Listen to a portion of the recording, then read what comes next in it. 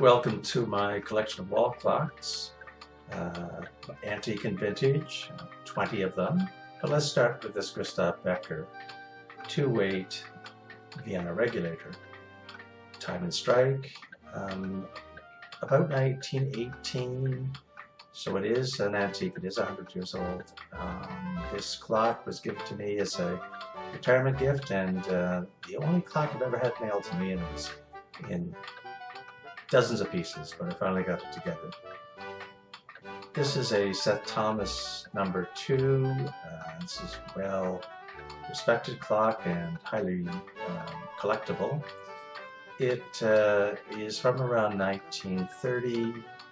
It's an extremely accurate clock. Many of these clocks were found in train stations across both Canada and the United States. Next is a Mouth wall clock from around 1899.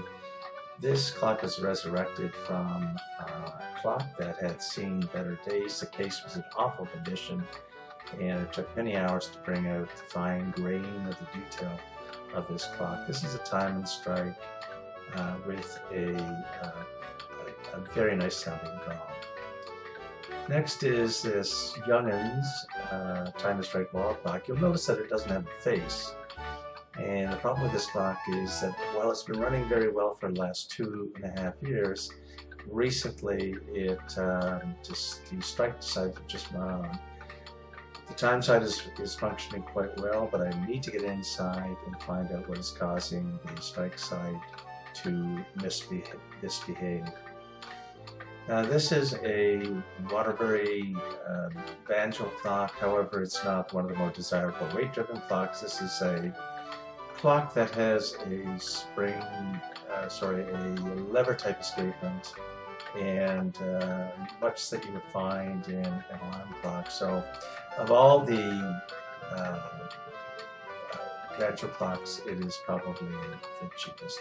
It's a Jausch clock from around the 1970s. It's a time only. You'll notice that it's stopped right now because I'm having severe problems with the mainspring barrel, which needs to be pushed. It's a problem with the Jausch clocks. This is a Waterbury short drop.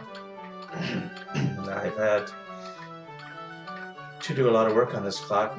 Originally it had a different case, but the case has been homemade, and so I built a door, put new glass, service the movement, and now it's running very, very well.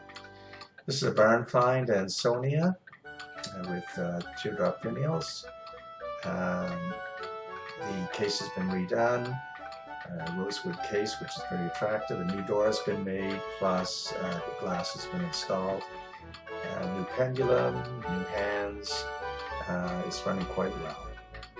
This is a Arthur Pequegnat Brandon, second edition, from around 1930, time only clock. It's been running well for several years now, and it is a fairly good timekeeper, although it's subject to seasonal variations. This is a Mouth. Sorry, it's not. This is a U.M. Muller box clock, time and strike, from also about the 1930s, and it has been a very reliable clock. It needs servicing. Very clean when I got it. This is a Mouth clock Springer. Some people refer to them as Viennas. They're not really Vienna regulators, but it has a time and strike movement. It has a horse crown, so many people refer to them as horse crown clocks.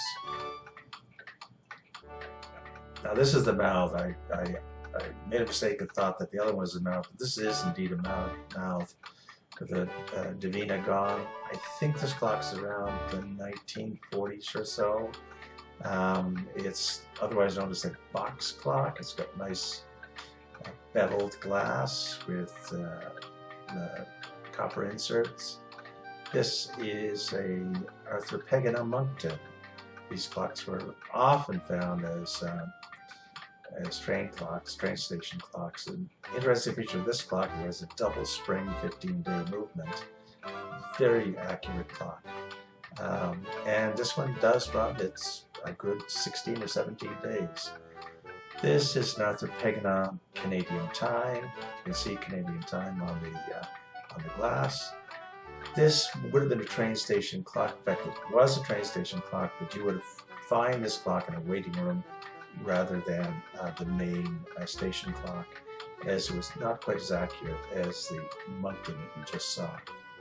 Another shot of the face of the Canadian time clock. These clocks are quite desirable. There are a legion of Pequegnat collectors in Canada.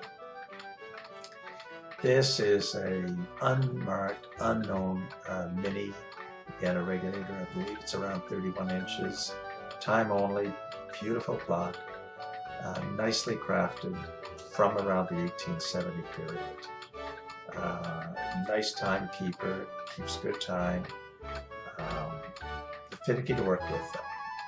This is a trio of clocks. On the left is a Waterbury short drop.